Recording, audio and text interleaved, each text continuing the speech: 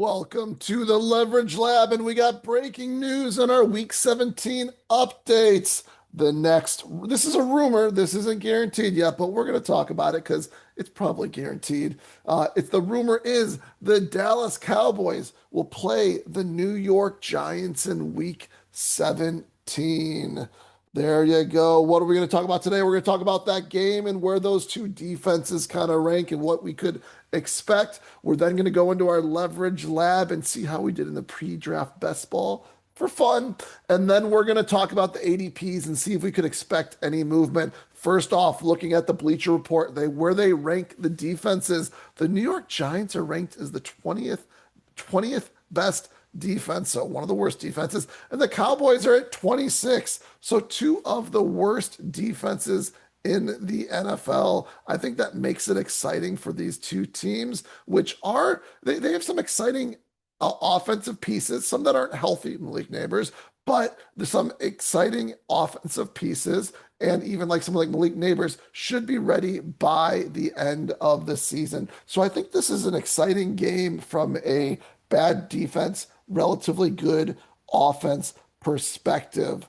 Um, Also, on top of that, if the game is in Dallas, I don't know where it's going to be yet. Dallas is in a dome, so that's a nice one also. So we might have to look and see where this game's going to go in the end. But if it is in Dallas, that is nice. The Giants, I think they're outside, if I'm not mistaken. Let's see really quick. Yeah, they're outside and in New York, so that could be a little more punishing if the game goes in New York. But if it's in Dallas, I think this is one you might want to target. Now, let's see how I did. Okay, go into the leverage lab here, and we're going to go and look at some of the players based on ADP first. ADP first off, we have CeeDee Lamb. CeeDee Lamb, we drafted on 6.9% of our teams, just a little less than average. We stacked them up on four of those five, though, with Dak Prescott, which is nice. And he only was solo without even a teammate on one of those drafts. Okay. We do have two bringbacks. One of them is Malik Neighbors, and we're going to have some bad closing line value on that one. We expect him to continue to fall here. But then we have some awesome closing line value on Tyrone Tracy, who is there. I mean, they're both kind of pass catching backs in that Cam Scatterbo or Tyrone Tracy. So you really can't say that we have the only pass catching back. So not much in the way of bringbacks. That being said, we did only drafted them on four teams. So it's not like or five teams total. So it's not like we had a lot of chances to get some bringbacks there with the Giants. Uh, Anything else of interest on here at all? Looking at what we got going on here, we do have a lot of looks like closing line values so far on Flournoy, Jaden Blue, but that's kind of just artificial based on it being 18 rounds versus 20 rounds. Okay, next up we got Malik Neighbors. Neighbors we drafted on 4.2% of our team, so not a whole lot of Neighbors. We did get him stacked up on one of our three teams. This is the same. So Neighbors and Tyrone Tracy, that 22 CLV is on the same team. Looks like we might have Cam Scatterbo on the same one or a different one as well. And look at this. We got Dart on one of them, and then we have it. How many total was it? Three. So hopefully it's Dak on one of the other ones. We got Dak on one. We got Dart on one. Hopefully not the same one like we've talked about before. Ryan Flournoy, CeeDee Lamb. So some of the explosive players we have here against Malik Neighbors. We don't have a lot of Malik Neighbors right now. We expect to probably draft more if he gets into the third round, basically. But there you go. Not bad considering only three Malik Neighbor teams. Next up, we got George Pickens. I think we drafted a decent amount of George Pickens, or we didn't. 5.6% on Underdog. None of them with the QB on Underdog either. So the two we have like skinny stacks with not QBs here. In fact, look at this. Both of them are with Javonte Williams. So Javonte Williams fell in two of the drafts, and we got him at good CLV. Other than that, we didn't get any other Cowboys. Hopefully we got a Jackson Dart. We don't have a Jackson Dart either. Ouch. We got a Darius Slayton is what we got, and then one Cam Scatabo as well. Okay, so if this game goes off for any of our George Pickens games, we're hoping that it just goes to George Pickens and no one else. Javonte Williams, we know we got him stacked up with CeeDee Lamb, right, on two of them. Or no, sorry, George Pickens on two of them. So we got going on here. We also didn't really draft a whole lot of Javonte Williams. But when we did, we stacked them up half the time with George Pickens. We also got a Jake Ferguson, a Dak Prescott, a Jaden Blue, and a CeeDee Lamb as well. So spread that one out a little bit. Let's see how we did with bringbacks. Just one Cam Scatabo here. As you can see, I think these were just two teams that I just wasn't drafting as much as other teams. So we're going to not have much going on in the way of stacks or bringbacks here with this one. Maybe a little disappointing if the game is in Dallas. Let's hope for our pre-draft best ball shares that the game is in New York, right? Cam Scatabo. Again, four teams with him. We were, you can see here, drafting him when he fell, not when he rised for the most part. We have him with Dart on one, Neighbors on one, and Mooney on one as well. No CLV on any of them. Ouch. We do have him stacked up. Nope, none of the times with Dak Prescott. So we got a Flournoy, a Pickens, a Blue, and a Javonte Williams. So that's not the greatest one. A Javonte Williams, Cam Scatabo, bring back. There you go. These ones are not that exciting if you ask me. So again, we are hoping that this one is in New York when we get word of it, or maybe that's just not even the game. We got two more we're gonna look at. We're gonna look at Dak Prescott and Jackson Dart.